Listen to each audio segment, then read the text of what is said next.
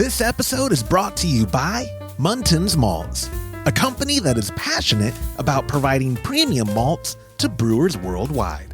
For over a century, Muntins has been a leading supplier of brewing and distilling malts, offering the finest British malted barley on the market. You can experience the difference Muntins offers by joining a recipe receiving tier of our Trub Club, because every kit that ships out now includes premium Muntins malt. You know, we've known the Muntins crew for a long time, and I can tell you, friend, you're going to love brewing with their grains. Ask your local supply shop to carry Muntins malts, or homebrewers can join our Trub Club at homebrewhappyhour.com/club, be a part of the community, and come brew with us. Thank you, Muntins, for supporting our efforts and homebrewers worldwide. Today's show is brought to you by Hopsterette.com. Grown in the esteemed Yakima Valley on the Pewterball family farm, Hopsterette.com offers the widest variety of hops available online at incredibly competitive pricing. It's simple. They grow hops, they sell hops, and they ship hops straight from their family-owned farm to your doorstep. Producing the highest quality hops is Hopsterette.com's passion, and they're proud to be an independent grower in the craft beer industry. Go to Hopsterette.com right now and get what you need to make your brew day better. That's Hopsterette.com. Today's show is brought to you by Imperial Yeast. You hear us gushing over Imperial Yeast all the time, and that's because their yeast performs for us in every batch that we brew. Imperial Yeast is adored by commercial breweries and home brewers alike. Their pitch-right pouches are jam-packed with over 200 billion fresh yeast cells, guaranteed to deliver flawless, fast fermentations every time. Imperial Yeast strains are grown by a team of pro brewers and home brewers who live to help other brewers learn more and ferment better. Join any recipe receiving tier of our Trub Club and get a free upgrade to premium Imperial Yeast with every recipe kit that ships out to you. Learn more at homebrewhappyhour.com/club and come brew with us.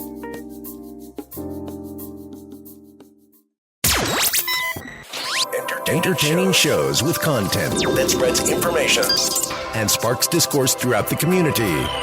This is the Pearl Media Network. How to deal with beer stone residue in my kettle, when to add minerals to my brewing water, and best practices for dry hopping and cold crashing a batch.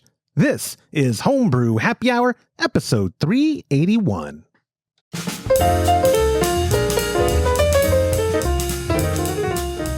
Well, hello, and welcome back to another episode of the Homebrew Happy Hour. This is the show where we supply the answers to your homebrewing questions and discuss all things related to craft beer. And if you, my friend, have a question you'd like us to discuss on a future episode, you could go to homebrewhappyhour.com. You could click on that submit a question link at the top of the page, or even better, you could call it into 325-305-6107. Leave us a voicemail question. You could do feedback, preferably a question. If I play that voicemail on a future episode, you do get yourself a $25 gift card to kegconnection.com. I'm one of your hosts, Joshua Stubing, joined as always by the Director of Operations at cmbecker.com, the empty chair down there, Mr. James Carlson, as well as the President and Chief Keg Washer, and recently clean-shaven, Mr. Todd Burns. My goodness, my friend, you look 50-something years old. That's incredible. How'd you do it? Sorry, I'm trying to find a pair of glasses I can see the computer screen with, so I don't feel 57. I feel older when I'm trying to find my glasses. I can't believe you shaved, man. What happened? I just, I'm more of a winter beard guy. Oh, okay. Yeah. I'm not like you young people that wear stocking hats and beards in the middle of the summer in Texas. I do that. Hey, oh crap. It's May 1st when we're recording this. I did tell somebody I'm going to go no hat May, not just for the show, but in life. I feel you know what? Bald is beautiful. I'm going bald the whole month. I'm not ashamed anymore, even though I've worn a hat since Telly Savalas said that. Who said that? Telly Savalas, isn't it? Telly Savalas? I don't know who that is. I have an egghead, though. The more I look at myself in the thing, egghead. You don't know who Telly Savalas... Wow, I feel really old now. James, who's Telly Savalas? He was a detective. I always sucked a lollipop. Ah! He was bald. Very, very, very bald. There's a lot of us. I prefer... I mean, he was an actor, yeah, but I don't remember. He had a lot of characters, but yeah, he was... the one he was really famous for was that detective one. I can't remember the... Kojak. Wasn't it Kojak? Yeah, anyway. That's exactly who it was. Kojak. When I get a little bit frumpier, I get compared to Costanza, which I'm okay with that too. I love Seinfeld. You know, I'm looking at I just pulled up a picture of Telly Savalas. And I mean, he's older in this photo, but I kind of see a resemblance. Oh, you know what? Okay, right now, mental note to future Josh, right? Bing! He's going to be on the screen right there next to James down there. Or actually right next to me. I'll put it right next to me so that people, maybe I'll just leave it up there the whole show. We'll see. Anyway, I forgot someone. So my wife can vouch for this. We've been together 21 years. I've worn a hat almost every day of my life since I was 15, 14. I just liked hats. Did it contribute to my baldness? I don't know. I think that might be a wives' tale. But either way, bald is beautiful. I do need to shave my head. I've never heard that before, that hats can I've never heard that wives' tale. No, I say wives' tale. You've never heard that could be a contributing factor. The more you wear a hat, it like wears it out. And anyway. Never heard that. No more shame. Interesting. It makes sense, though. I like the theory. Yeah, I think genetics is 99% of it, but either way, or either way, depending on who you are, thank you for joining us for another fun-filled episode. Let's get this started with some relevant small talk as my microphone falls down. Todd and I were at CBC last week. We just got back at the end of last week. A quick recap, very successful show in regards to, we had a presence for CM Becker in 2 booths, not just one. Our friends at Fox Equipment Company hosted Todd, and then our friends at Hubertus Beer, who we've had Cody and Brian on this show, and we've published some other content with them at a bar that they did the install with Sam Becker faucets and all that. So for 3 days, standing on our feet all day, and then losing my life savings at night, which, spoiler, my life savings was the $80 I lost, Todd. I played 80 over that weekend, and I did not know you played that much. I thought you played less than that. It was the most cautious gambler I have ever seen. No, if you remember, it was 60 at the actual gambling places, and we were waiting at the airport. You convinced me to put in a 20. That was yeah. And another bit of good advice from me. A lot of good advice, yeah. From Todd Burns, it was drop out of school, gamble your money. We're on a roll with good advice. This is going great for me. But CBC was real good. We got to spread the word about CM Becker stuff. That was good. A lot of warm leads for our friends at Fox and Hubertus for installs, all that. Got to talk about the joys of flow control. And I will say this, it's still weird to me, and y'all deal with it, especially you, James, you deal with it way more than I ever do, talking to bars, tap rooms, whatever. Flow control is still not widely implemented. Like, it's still not the norm. Yep. Isn't that wild? It's not wild to you, Todd? Well, yeah, I mean, it just never really got adopted in the United States. It was adopted in Europe and most of the rest of the world. And I think it's starting to really take off now. It's kind of funny because I think the first company, Cornelius was the first company that did flow control, and it was an American company, but then they sold it everywhere but America. So that's why. Yeah. What was funny to me, and I use that word wrong all the time. I did funny ha-ha or funny weird? Funny interesting, because so I did different video displays for the Fox booth, and I did a different video display for the Hubertus booth.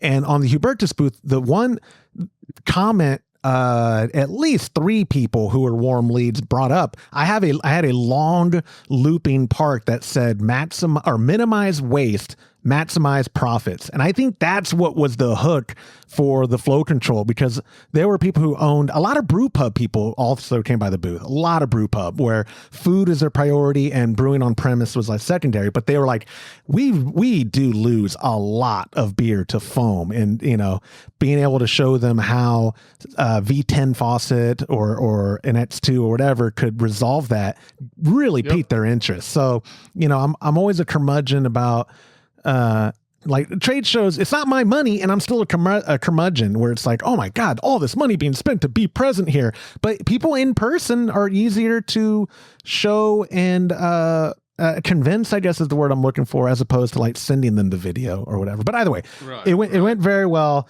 All kidding aside, did not lose all my money. It was just $80, which was cheap because Todd paid for everything else. So it was wonderful. I didn't except for what your dad paid for dinner. My dad did pay for dinner. And then our buddy Mark at Fittings Inc. took us to that was one of my favorite meals ever. That guy can host. Him and his wife can host, man. Oh yeah. I've never eaten a bad meal with them. And I've only paid for one, and he got really mad at me for that. So I've never gotten mad when someone pays for me. I'm cool with it. I'm like, I'll do the slow reach, like, oh, let me get that, and never works through. But anyway, CBC was good. We do have, normally it is May 1st. We're recording this. It's May 2nd is the earliest you're consuming. I normally give it a week before I announce the Trub Club recipe and all that, but I actually had all my ducks in a row. James unloaded an ungodly amount of grains by himself while we were just moonlighting in Vegas. Thank you for that, James. But with all that being said, let me see if I can pull it. We weren't doing anything, James, at all when you did that. Twiddling thumbs. Twiddling our thumbs. I sent y'all the artwork so that you would know what I'm talking about when I bring it up on the screen for the podcast. This month's recipe is a delicious Mosaic Smash IPA.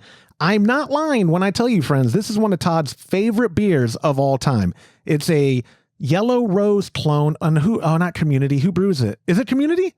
No, it's Magnolia. Magnolia. And am I lying when I say it's one of your favorite beers of all time? Yeah. No, I love that beer. Absolutely love it. So you brewed it a bunch. I love the aroma of it. I love the taste. It's just, I always enjoy having it. You've brewed it a bunch. We've had it before. A couple years ago was the last time we offered it to Trub Club. It's been a while since we've done an IPA. I think this is a very solid reintroduction to the style, and Mosaic is it's a good one. The recipe is very interesting. It doesn't have a boil addition. It does have a ton of aroma flavor add-ons and then dry hopping too. So it comes packed full of hops. We're using Munton's lager malt as the base malt of it. And since it's smashed, that's all it is, single mash and single hop. And then, so thank you to our sponsors, Munton's Malt, hopsdirect.com, and of course, Imperial Yeast, who we're using dry hop. I don't know the last time, if ever, we've used that strain. So it's good to use a different strain.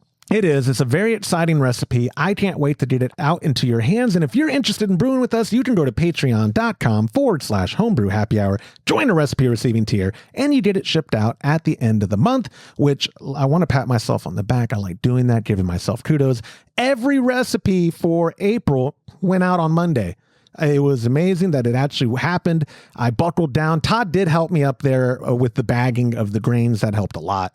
But we got them all out, Todd. They shipped Monday. I have tracking codes. I'm not gonna leave it on here because I don't want anyone to actually see them. But I have all the tracking codes. If you want it, you can DM me through Patreon or text 325-305-6107. That's also a way to get a hold of me directly by text. If you call it, you'll get the voicemail for you to leave a voicemail question or whatever. But if you text it, I'm very responsive because I'm addicted to my cell phone. But anyways, patreon.com/homebrew happy hour. Come brew with us. We sincerely appreciate it. And then with that being said too, also Brew Day Live. My pop and I are going to be brewing this Mosaic Smash IPA on Friday, May 17th, 2024 at 10 a.m. Central. All that fun can be enjoyed live at youtube.com/homebrew happy hour. Hopefully that's how you're watching us now. If not, we would appreciate you going to our channel, subscribing, liking our content, commenting. It helps us with the algorithm, and it makes me look better at what I do, which I appreciate. So yes, Brew Day, wrong thing on the screen. Brew Day Live, May 17th, 2024 at 10 a.m. Central. Put it in your calendar so you can join us. My dad and I have really been enjoying it. It's gotten us brewing more. We answer questions for people that are in there, and y'all just hang out. It's a lot of fun, and we enjoy doing it. It's one of my favorite things to do every month.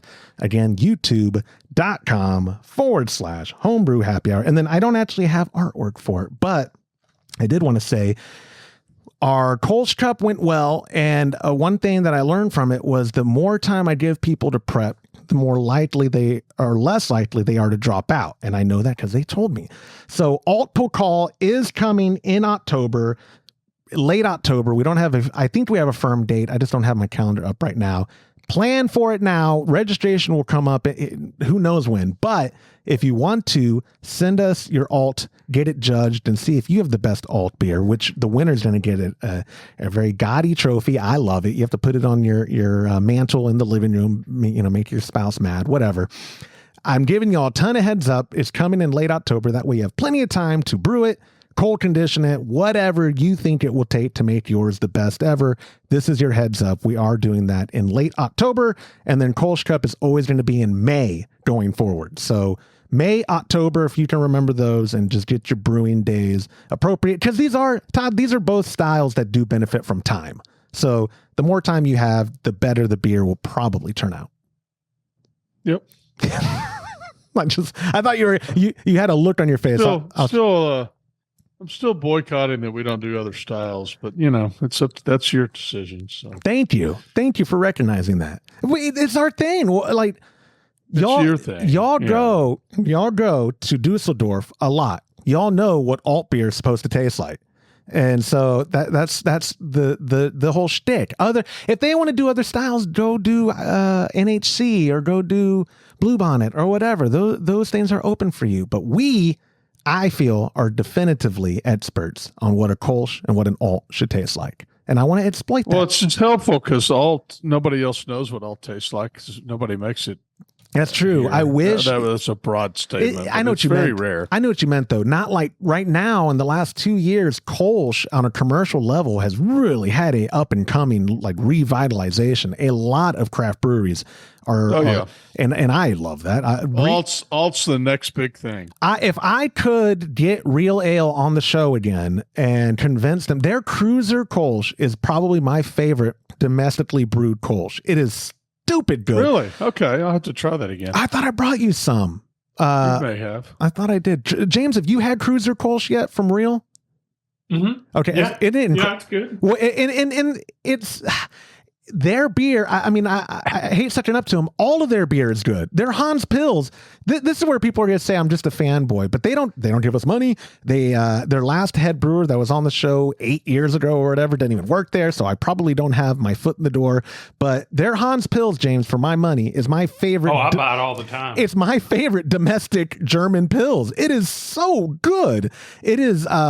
It's not my favorite Pils. I think actually that the Warsteiner, that clone that Todd just did, might be my number one now for actual domestically brewed Pilsner. That Pilsner you did, Todd, recently is thank you. Stupid good. And that's funny because the last 4 days, I've been alternating between your dad's. I say your dad's, you and your father's 2 beers that are on tap. I think one's an alt. It is alt style. I put an asterisk. Yeah. Sweet. There's stuff we could have better, but it's a good beer. It's I don't know that it's exactly an alt, but it's a good beer. I know it wouldn't have scored well. And I really like the pale ale, although it's not quite hoppy enough. It's very, very good. I knew you'd say that because it's not hoppy enough, but it is so smooth. We've gotten a lot of positive feedback.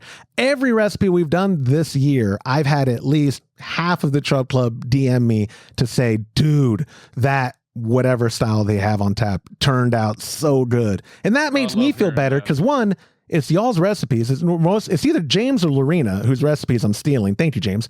And thank you, Lorena. But so it makes me feel better about pushing them, but also the ingredients, guys. I'm telling you, not to be salesman, Josh, because you can't get Munton's malt anywhere else right now unless you're a commercial brewery.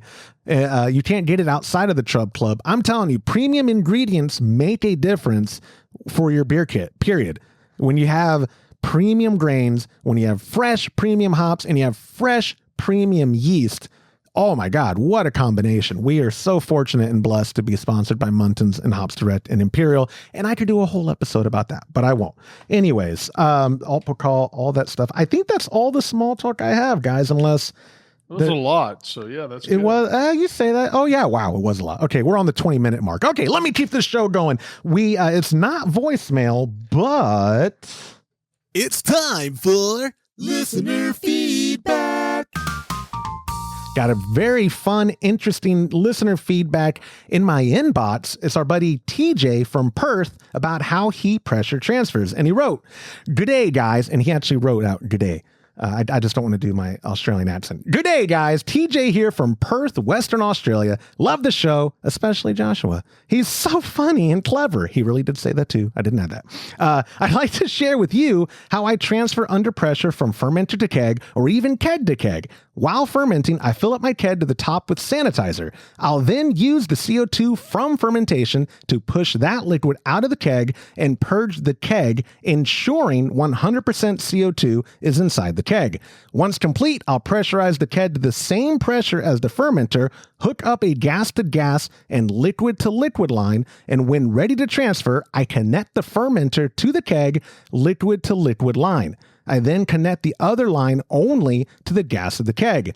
The two vessels will be in equilibrium, so no liquid will flow. I then pull the PRV, the pressure relief valve, of the keg for a few seconds to drop its pressure, and that starts the transfer process. Once it's flowing, I then connect the gas line to the fermenter, and as the liquid displaces the gas in my keg, it is pushed into the fermenter to keep the liquid flowing, ensuring a 100% closed transfer. Some don't like using the CO2 from fermentation. If so, just use your bottled CO2. It can be a slow process, but very little foaming. And as mentioned, it's 100% closed. Keep up the great work. Let me know how you go with this setup, TJ. That seems pretty foolproof, guys. That's, I have changed, our buddy Jonathan Marut listens to the show a lot, and he provides me critical feedback, whether I want it or not. Actually, I frequently do want it. And he had told me why I was having all the foaming issues that we've talked a couple weeks ago, Todd, where I wasn't doing it the best way possible. I was just leaving the keg wide open and flowing. And so it would get some foam once it got to the top, and I was having some waste and all that. And as I was talking about seeing Becker faucets minimize waste, here I am wasting some beer and transfer. So TJ, that is the method I'm going to try. And I am going to use the pressure from my fermenter because it's there. We might as well utilize it since my pop and I are pretty committed to pressure transferring going forward. So thank you for the feedback. I emailed you back. I don't know how good a gift card does for you, but this is a good time to remind you, if we get a voicemail feedback or a text feedback like this one at 325-305-6107, you get yourself a $15 gift card to kegconnection.com. Or if you leave us a voicemail with feedback or a question that I use on a future episode, you get yourself a $25 gift card like our first question of the show. It's our buddy Anna Britt. Hello, Homebrew Happy Hour gentlemen. I hope you're all doing well. I refuse to say my name and location so that Todd doesn't have to hear it twice. I've got my Kolsch lagering. It's got a few more days to finish up, and then it'll be on its way to you. I won't say how I'm going to send it to you on the internet, but rest assured, it will make it to you in time. I do have a question. I was able to build a sweet little 4-gallon 2-vessel system using those 7.5-gallon stainless steel kettles that y'all sell. And I usually do a clean in place cycle using OxyClean. And I've noticed some residue, like a buildup in the bottom, that I'm worried is like a beer stone or beer scale type thing. And scrubbing with OxyClean hasn't worked. I've even tried, hot barkeeper strength solution. It gets some of it, but not all of it. Curious if there are any products you'd recommend to hopefully get rid of this kind of weird brownish residue I'm seeing on these stainless steel kettles.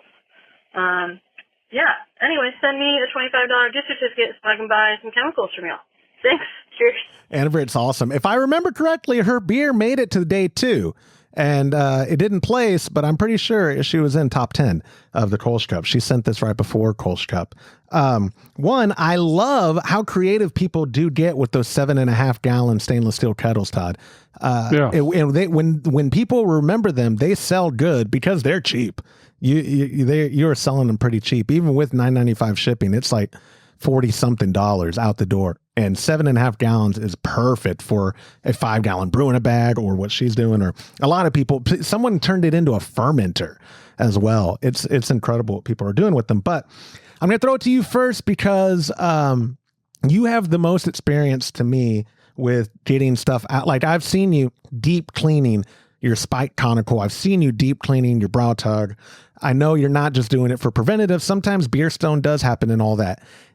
With cookware, I've always heard on stainless steel, barkeeper's friend is the thing. But with beer stone in a keg, my best experience has been with Brew Clean, a hot soak of Brew Clean, which is a powdered detergent we do sell at kegconnection.com. And that's almost always worked for me. Todd, what do you suggest to Anna Britt for getting out this beer stone, beer scale thing that's happening in her kettles? Yeah, I don't know what it is exactly. I thought at first maybe it was just mineral deposits, but then she said it was brown, not white. So I'm not positive what it is. I definitely would try Brew Clean. Barkeeper's Friend is actually a great idea. It works really well on stainless, so you could try that. Barkeeper's Friend, my understanding of it is that it's acid based, so you don't want to leave it on very long. Maybe I think it says in the directions less than a minute, and then you could scrub it. I use those metal scrubbers or stainless steel metal scrubbers that we've talked about on the show before.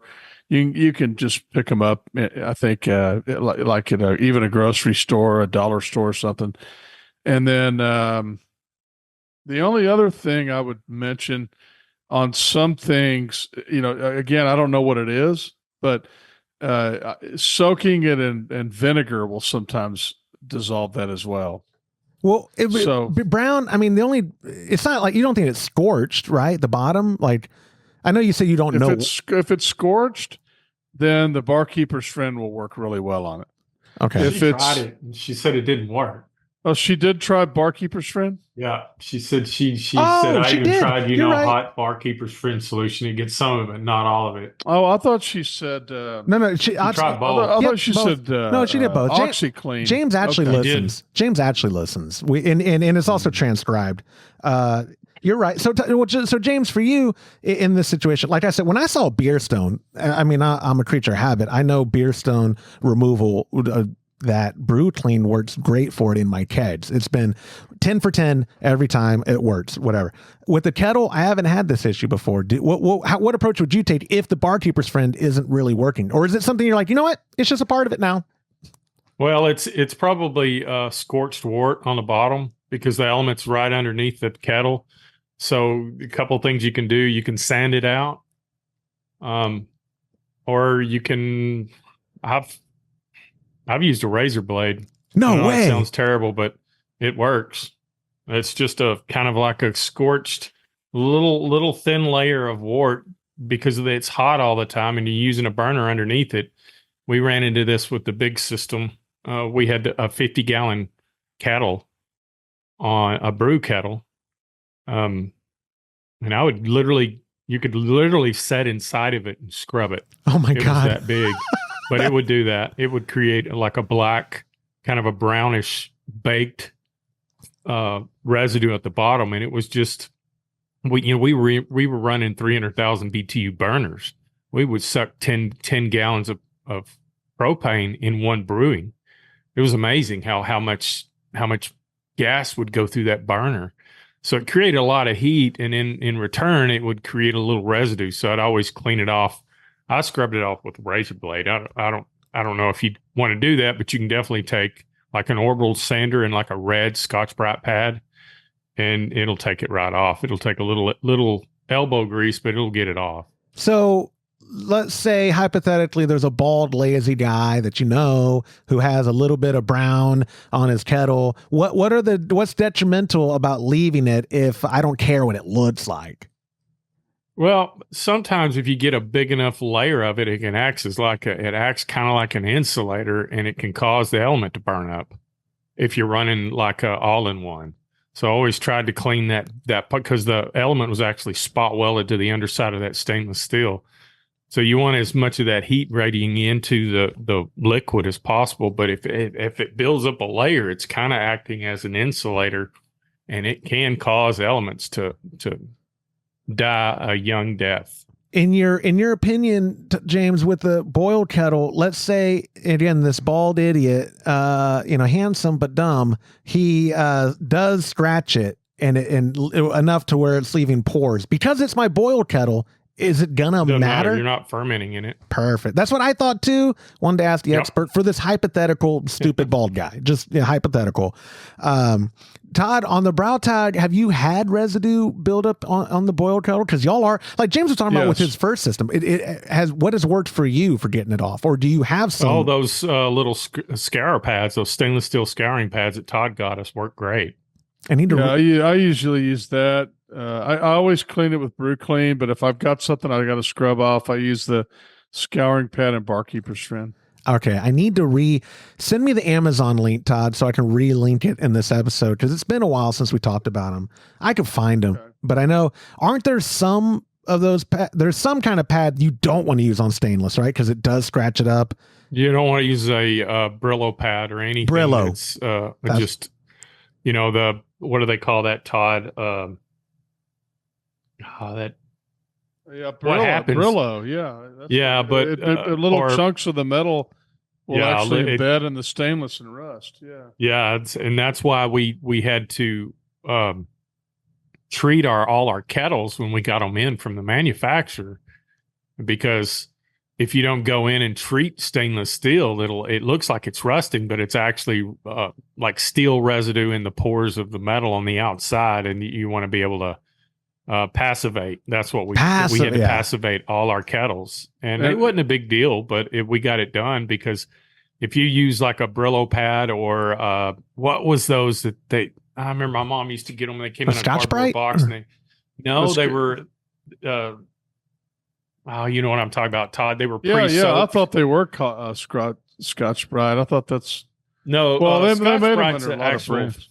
It's a fibrous scrubber, and this is actually spun steel. Yeah. And it has its own soap, but the SOS pad. So SOS. that's the same thing as a Brillo pad, but a SOS pad used to be pretty common under sinks. Keep that away from stainless steel. It's gonna mess it up, and it'll make it look like it's rusty. I did some research a while back on Barkeeper Strand, and I found out two things. I was absolutely assured online that it would passivate stainless steel, and then I was also absolutely assured online that it will not passivate stainless steel. So I'm certain of those two things. I know for a fact it will or will not passivate. Yes. Well, the people that posted those two opinions were very passionate about it, right? Yeah. Oh. They absolutely could tell me without a doubt that it would and would not passivate stainless steel. Y'all go on Reddit too. And, I don't know if you remember. Because I don't know if you remember, but when Rick talked to us about how the cleaner, the sanitizer, Star San and Sand Step, that they would, Star San would. Wait a minute. Star Sand is 5-star. Sand Step is Logic. Sand Step would passivate, but Star Sand would not because of the type of acid. Interesting. Yeah. And I didn't know that, because a lot of people online say that it will. So I don't know. It's in fact, if you remember, we used citric acid to passivate those kettles. And he was the first guy I called, and I was like, "Can we?" And he was like, "Yeah, you just have to have a certain percentage." Yeah. And then soak it for so many minutes. I think, what was it? We did a certain percentage of citric acid in and it was hot too. And then we would soak the kettles for 20 minutes, pull them out, rinse them, dry them. And then that's pretty much all you have to do to passivate stainless steel. And speaking of those, I just saw, James, Monday, you sold a DIY Brautag. That was great. I remind people that they're on the site, and because Todd bought these kettles so long ago, I promise you that's the best price you're going to find for this system ever, anywhere, for the rest of time. Todd got some guy recently. I don't know if he ended up buying it yet, but he told Todd, I don't want to miss out on this because that is so stupid cheap for what I'm getting. And Todd was like, yeah, well, you should buy it while it's available, because we're not getting more. And I know there's a bunch out there. I don't know how many DIY kits we can sell, but go to catconnection.com, use promo code HHH, and save 5% even more on your order. Anyways, Anna Britt, that's a great question. And people at home watching or listening on your favorite app, let us know if you're at youtube.com/homebrew happy hour what you think in the comments below, or leave a voicemail feedback. And if it's good enough, I'll use it. I know I just want voicemail questions. I just want the questions. But a lot of times people leave really good feedback, and then that'll get yourself a $25 gift card to kegconnection.com. If you text that same number, 325-305-6107, and I use that question on a future episode, you still get yourself a $15 gift card. Like our second question of the show, it's a text from our buddy Jason, and he wrote, when is the best time to add minerals to my brewing water if I want to experiment with water profiles? What about using that Topo Chico pack you sell? Thanks for helping. Jason, I don't use minerals in my brewing water. James, I don't think you do either. So by default, we're shoving this over to the clean shaven Todd Burns. You add minerals, and recently, as of like the last 5 batches, you're pretty consistent. You're pretty consistent. I'll get into the depths of if you're doing it per style or just a base thing later. But when is the time that you're adding minerals? I'm assuming the water has to be hot by the time you're adding it. Yeah, so I add minerals. I usually actually, with the Topo Chico, I heat them up in a pan, but I don't have to do that because they're already hot in the system. But with my particular system, I've got 2 kettles with water in it. So I try to determine what those 2 kettles volume are, and then what the mix needs to be. And I add it to both because, you're basically, you put all your grains in one and then you end up sparging with the other. So to keep it all consistent, I add it to both. So interesting. Okay. While it's hot. So and I mix it up with the same mixer I use for when I'm stirring my wort. So the mash, or is it the mash temperature that is going to be hot enough to dissolve those in? Like the 150, 152 sure. or whatever. Okay. So let's say someone's not using this 3 vessel where it's a hot liquor tank, it's your mashing tun and your boil kettle. Let's say we're using the cooler brew. You would just do it. You would get your water to temperature, put it in your mash, in the mash tun, and then mix at that point.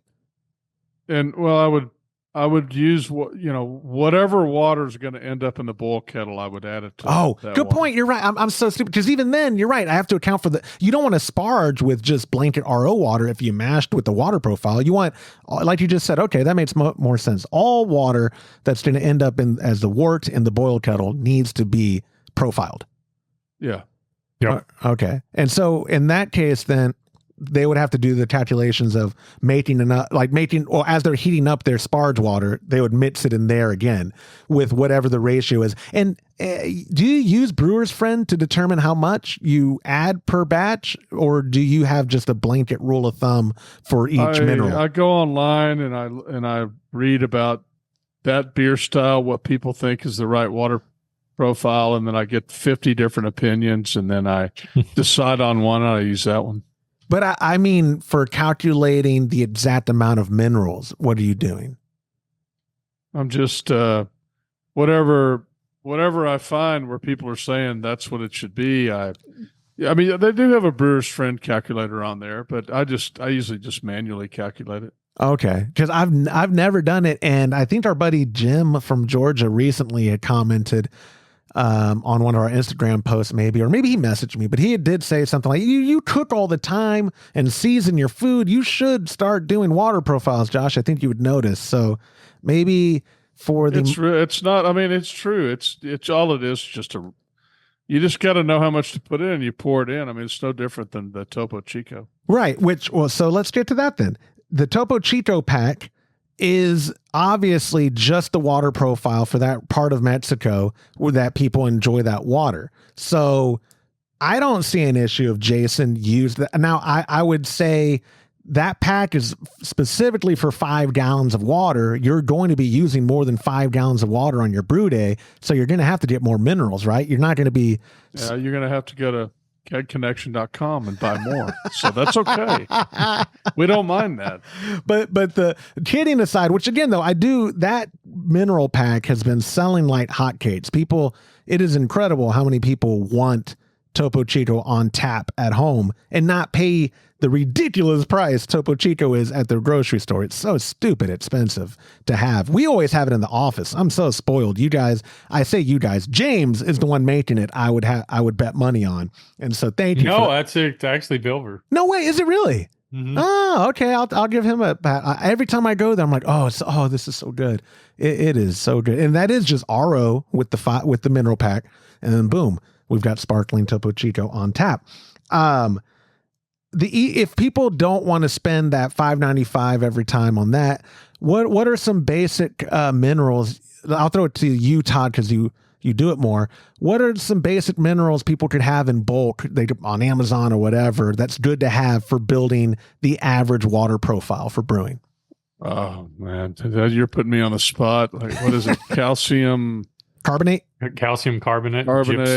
gypsum. I mean, yeah. I mean, the one that's the two biggest ones. Do we have them listed on the website still? No. We don't. We don't. In the show links, I say we don't. You know what? They might be in the brewing equipment section. For all I know, they used to be in the ingredient section. That's not on the website anymore. Yeah, I think you're right. I think that was lumped in with the homebrew stuff. Yeah. So in the show notes below, though, we have 1 million packages upstairs of those two main ones. Most of them have been used for the Topo Chico, believe it or not. I don't believe you. You're wrong.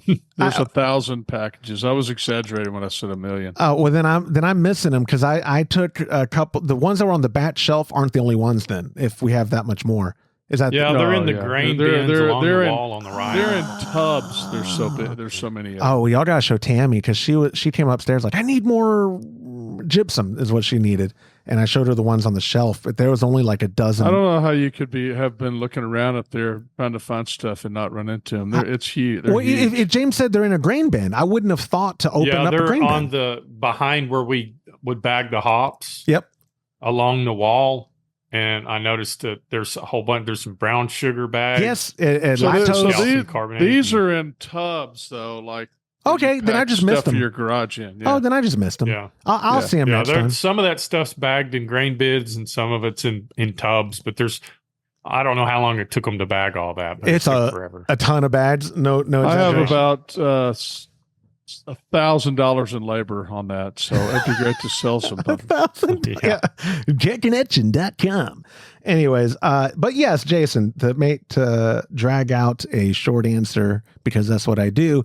You could use the Topo Chico thing, but just remember, it's 4 or 5 gallons total of water, and unless you're doing a 2.5 gallon batch, you're gonna be using much more than 5 gallons of total water. So what do we just do? We'll just make up a recipe. We'll call it the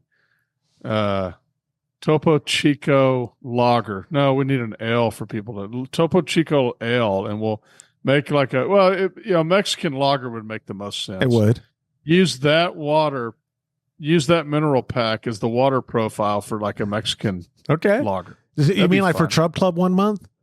Yeah. Okay. But we'd have to have something everybody could brew, I guess. No, well, hey, we've been pushing them. I'll put the More Beer link back in the description at some point when we're going to do that. But we've been pushing people into pressure fermentation, whether through the keg or through one of those Firmzillas, like what my pop and I use, or if they want to spend the money on a conical, a stainless steel one, rather.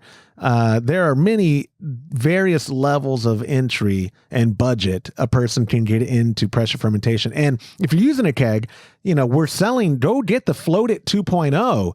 That thing's been selling pretty good too. We just got it on the site. That's perfect for people who are going to pressure ferment in the keg. We have the products now, Todd, on the site for people to affordably get into pressure fermentation. And then in Trub Club, when we do lagers, a lot of people can do it traditionally because they have a lager chamber, or they can do it like my pop and I, where it's room temp basically under pressure. We have the technology and we're living in the future. It's the best time ever to be alive for a home brewer, but I've said that before. Anyways, it's a great question, Jason. And as always, if you're watching at youtube.com/homebrew happy hour, let us know what you think about adding minerals. When's the best time? How do you do it? Does it depend on what kind of system you're using? Does it depend on the style of beer you're brewing? Let us know in the comments below, or you could always text us at 305-6107. Even better, call that hotline, leave a voicemail, and when I use it, you get yourself a $25 gift card to kegconnection.com. Like our third and final question of this week's show, it's our buddy Steven from Delaware.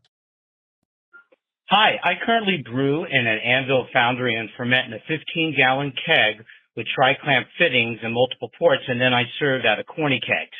I'm able to fit my keg into a kegerator, which I use as a fermenter chamber with an Inkbird temperature controller. I primarily make West Coast IPAs and have some questions regarding cold crashing and dry hopping. For dry hopping, I put my hops in a nylon mesh sack along with a food-grade magnet and couple that towards the top of my fermenter with a magnet on the outside. How long into active fermentation do you recommend I drop the hops? I've been doing 2 days or so into active fermentation for potential oxygen scrubbing, but would love your advice. Typically, I use whole cone hops. Will I notice a taste difference with pellets? In regards to cold crashing, what rate do you lower the temperature? I'm not sure, but my last beer may have had less than excellent head retention because I pre-chilled my fermentation chamber as opposed to dropping the temperature gradually after putting in my fermenter. My previous brew had better head retention, and one variable was the rate of temperature decline during cold crash. A little feedback, I use a tri-clamp T connection with a gas-in fitting on one side and a valve for my blow-off on the other. During cold crash, I apply about 5 psi of pressure and close off the blow-off valve. I'm a big fan of your show. I listen regularly. Thank you all so much. This is Steve in Delaware. So did y'all get my text just now? I forgot to send that to y'all. Check your phones. He sent, I'll put it on the screen right now. Bleep. He sent a picture of his fermenter from a keg. Yeah. That's cool. Isn't that cool? People who brew are have a lot of ingenuity. Is that the word I'm looking for? But anyways, dry hopping, cold crashing, best practices. With the dry hopping, James, I mean, how he described it is, besides, I've never used a magnet, and I only dry hop when the recipe for Chub Club calls for it. I'm not known to be a hop head. Can you think of, like, how long into active fermentation are you waiting for Krausen to be done before you dry hop, or is there a better way? I'll wait until the fermentation's completely done, because, like he said, sometimes CO2 production can scrub the aromatics of the hops off. So I'll wait till it's done, and then I'll put the hops in for 5 days. That's what I do. That's giving you the best results. And I have, and when we were in the ingredients business, people had asked us, because when on a recipe that calls for dry hopping, and people who get the Mosaic Smash, I don't have it up, so I don't remember the time frame. I think 5 days is pretty much a rule of thumb. But people have asked before, they see the hop schedule and it says dry hopping 5 days, and before they ask, they sometimes assume, oh, that means, I put in the fermenter, boom, and then for 5 days. No, it means 5 days once you do dry hop, which, like James is saying, is probably best done when fermentation is totally done. That way the CO2 doesn't scrub your aromatics. You obviously sanitize the baggie before you put it in there, but you're not going to oxidate the beer because of the existing CO2. Is that correct? Yeah. Y'all are both shaking your head. Okay. Sure. I mean, so you're asking, so when you drop the hops in, you're towards the end of your fermentation. I mean, it's slowed way down. You're dropping the hops in, and obviously you're going to leave it in the fermenter for, whatever, 5 more days or whatever you want to dry hop. So the CO2 is built up a lot by then. Yeah. So I don't see any issues. Right. As long as if you're using like a little nylon or the muslin bag or whatever bag, as long as it's sanitized. Or you can use a muslin bag, or you can just drop them right in there. People do it both ways. Yeah. I'll just drop them right in, but I can understand why some people want to bag it. It's a lot cleaner. But we have a conical. We're lucky that Todd's provided us with really good brewing equipment. and it just goes down into the cone at the bottom, so it's not an issue. I will say one piece of advice I had gotten that I should have known better. I should have bagged it. Our buddy Joe, miss him. He's at Dell now, doing well.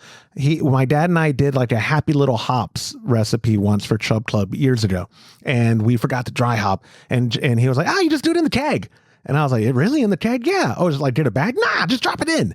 We were picking hop particulates out of our teeth for the first half of that keg. It would clog the dip tube first, and so we'd have to fix that, and then still pouring it and be like, picking it out. I will say, don't dry hop in the keg by just dropping it in, friends. Maybe if you're using a floating dip tube, perhaps you could get by. But no, like y'all said, the way y'all are doing it, if and when you do it in the conical, it's not making it over to the keg by the time. I do put mine in a bag. I mean, you could do it either way. It doesn't matter. However you prefer. Before we get to his cold crash part, what's your favorite way of sanitizing the bag? Do you just do boil? Do you soak it in? Boil it. Okay. That's a lot of people's favorite method of sanitizing is heat. And I'm not sure. Yeah, I don't know how much of that's necessary. Yeah, because it's got alcohol in it. Yeah, it has a lot of alcohol by that point. But yeah, I do. It's so easy for me to take a pan and boil water and throw the bag in there that I just do it. But I don't know that you need to. The food grade magnet, I like that idea that he uses. It probably makes it easier to keep that thing from tipping over, and also probably makes it easier for retrieval. You know exactly where the bag is. What I do on mine is I put it in. I tie it. I tie it to the outside and put it in there I'm sorry, I don't tie it to the outside. I tie it on the inside because we have that cooling coil that goes down there, and I hang it from that. And then I've had it fall off before, and I didn't realize it fell off. So I'm trying to take some of the yeast out of the bottom, and I'm like, what's going on? The yeast won't come out. It's because there's a giant bag that's completely stopping up the very bottom of the conical where the valve is. So. I tell you what I do, but I couldn't tell you. I think that keg of Happy Little Hops might have been the last time my pup and I dry hopped. This mosaic will be the first time in a long time that we will dry hop. So I'll let y'all know. I like to dry hop. I do it quite a bit. Yeah, a lot of styles benefit from it, right? I mean, it gives you. Okay, let's do that, James. What dry hopping? What does it achieve? Why would people dry hop?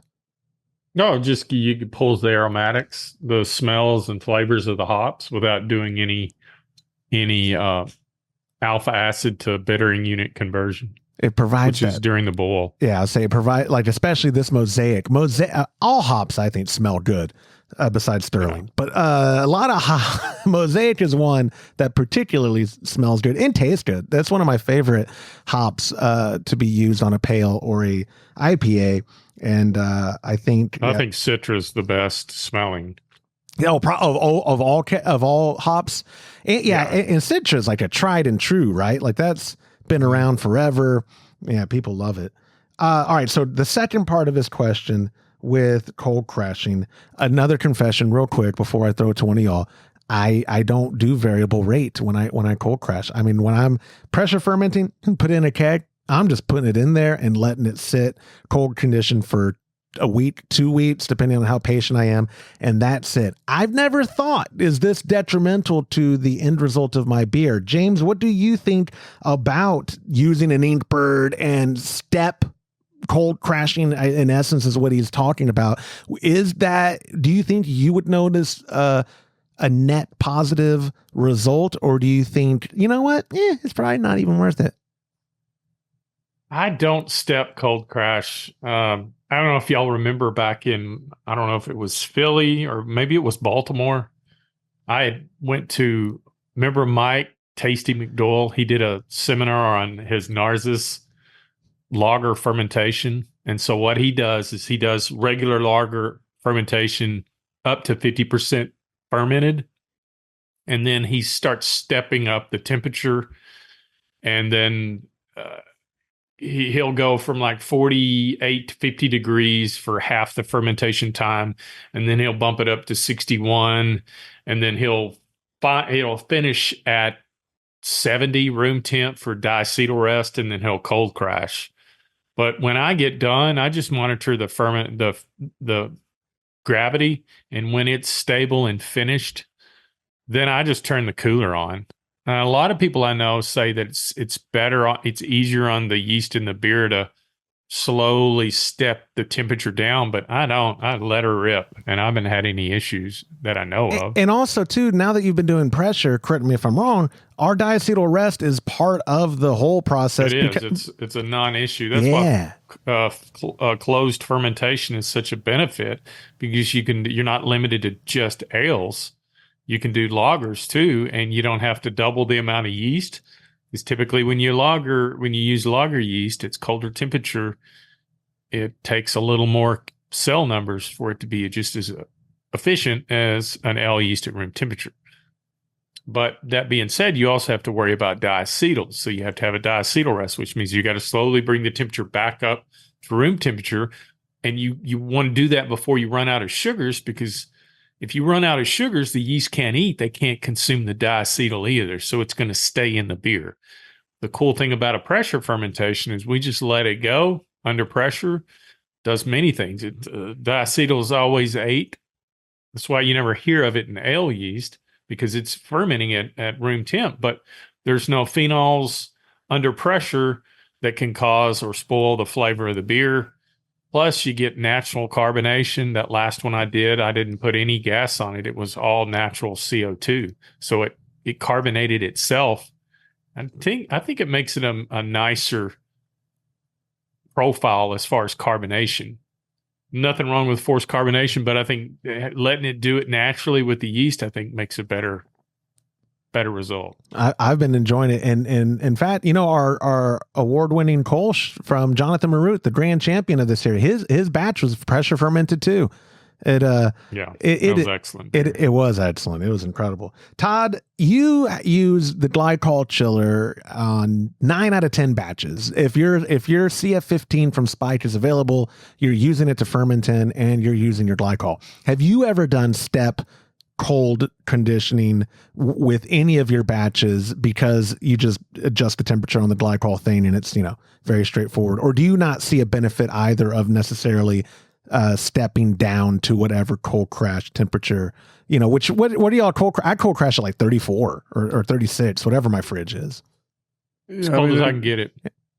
Yeah. I have not done that. I have not stepped it down over the course of like several days. I mean, it does take the glycol chiller a while to chill it down to that temperature. So there's that, with 17 gallons, but it's, I haven't specifically been like, I'm going to drop it X number of degrees each day for certain days. I mean, I've seen people out there that say things like, 2 or 3 degrees a day or something like that. But that's a lot of days. I mean, a lot of work. I mean, I don't, I'm not saying it's not beneficial, because I don't know. I don't know. James, what are some key factors to head retention? Beyond maybe just proper carbonation. I think the biggest thing is you got to have a little protein in the beer. So that's why we always add protein malt or carapils on our recipes, because it adds head retention, gives something for the CO2 to grab a hold of and turn into the beer foam we love. A good head on beer is so beautiful. And, one of the compliments on the videos, Cody at the booth was talking to a guy, and he was like, yeah, that pour right there. Oh my God. And Cody goes, oh, he held up the V10, and he was like, yeah, because all I did. I love that. Yeah. It was so cool, dude, because he was showing it's not the illusion of good head, because it is adding just a different type of good head that the CO2 can't break through. It's like this layer of good thick head.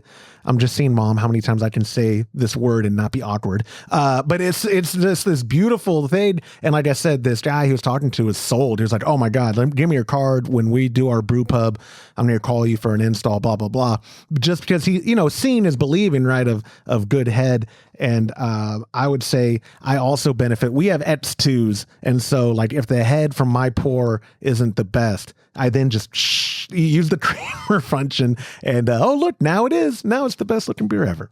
But some protein in your beer, in the malt, that'll contribute. And obviously this is another question where I covet feedback, because people will go, here's exactly why stepping down would benefit the head retention. And I would love to learn.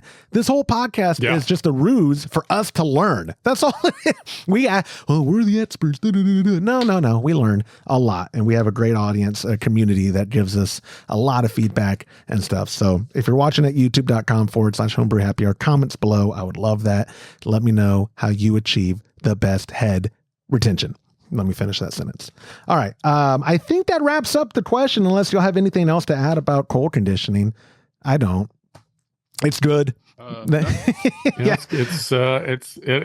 Trust me, guys and gals out there that are wanting to brew lagers, just go get a pressure fermenter and you're in the business. You don't have to worry about it. You can just brew just like you would an ale and put it in there, and I think that's all I do now. I love pressure fermentation. Or do it in the keg. Thank you, Jonathan. Yeah. If you don't want to get a standalone fermenter, try a batch in the keg. Get yourself a floating dip tube, whether it's the Float It 2.0 or any of the other ones available at ketconnection.com, and get a spunding valve. It's a very affordable, the ultimate keg accessory pack. I'll put that in the show notes too. Has been selling well, and that will get you going on fermenting in a keg. And then if you use the floating dip tube, you could probably get by, if you're not moving the keg, with serving from it too. But I have found and heard from a lot of people, transferring to another keg for serving is best practices if you're using a keg to ferment in. It just assures. Yeah. That's the only way I would do it for sure. Definitely. And make sure it's cold before you transfer it, because that way you're not picking up little wisps of trub at the bottom of the keg. Thank you. Yeah, you're right, because if I'm doing it at room temp, it's just, you might as well not transfer. Yeah, get the keg. You can, back in the days when I had glass carboys, I remember watching that, because it's pulling through that dip, that racking cane, and you can kind of see it. It almost looks like smoke coming off the junk at the bottom of the fermenter, and it'll just make its way to the racking cane into your kegs. But if you keep it cold, it seems to keep it all down in the bottom. It doesn't want to come up. Absolutely. And if anyone has anything else to add, like I said, comments below, email, text, or call 325-305-6107 and possibly get yourself a $25 gift card to ketconnection.com. That is the price of the Float It 2.0. That should be enough inspiration for y'all to call and leave voicemail questions. But anyway, Stephen from Delaware, thank you so much for leaving your voicemail. Guys, that's all I've got for this week. I greatly appreciate y'all's time. And I guess I'll catch y'all next week. All right. Thanks a lot. See ya. Thank you. And that will do it for this episode of the Homebrew Happy Hour. If you have a question you'd like us to discuss on a future episode, you could go to homebrewhappyhour.com and use that submit a question link at the top of the page. But even better, be our best friend and leave a voicemail at 325-305-6107. Thank you to our show sponsors like Muntons Malt, premium grains for a better brew day. If you aren't already brewing with Muntons, give them a try by joining our Trub Club at a recipe receiving level. For the best hops available online, give our friends at hopsdirect.com a visit and pick up what you need for your next brew day. Also, get a pack of Imperial yeast along with premium recipes from us again when you join the Trub Club. Go to patreon.com/homebrew happy hour and come brew with us. On behalf of Todd Burns, James Carlson, and the Pearl Media Network, I'm Joshua Stubing. Thanks for listening.